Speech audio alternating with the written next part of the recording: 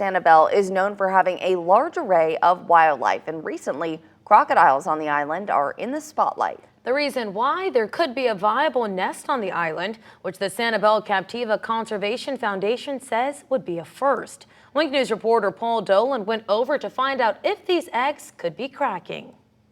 Crocodile romance could be spreading to Sanibel. One of the crocodiles went into someone's backyard and started to scratch around, which looks like the beginning of nesting activity. Chris Lekowitz is the wildlife director for the Sanibel Captiva Conservation Foundation.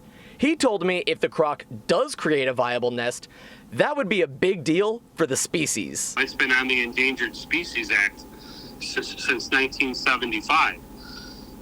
Back then, they were down to, a couple hundred crocodiles. And because of the protections, we were able to bring those populations back up again. Lekowitz says if there is a nest and it does produce babies, and if Sanibel has more storm surge events, that could impact the crocodile population on Sanibel. If there is a successful nest on the island, it's likely not going to be the last one.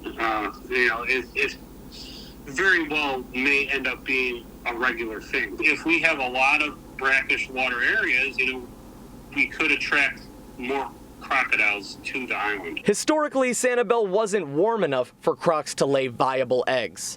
But Lekowitz said fertile nests have been recently found in new places. We appear to be a little bit too far north for that, but just in the last few years, they successfully nested at Rookery Bay, which is further north than we've ever had that happen. So successfully nested at Rookery Bay, which is further north than we've ever had that happen. So Paul Dolan, Wink News.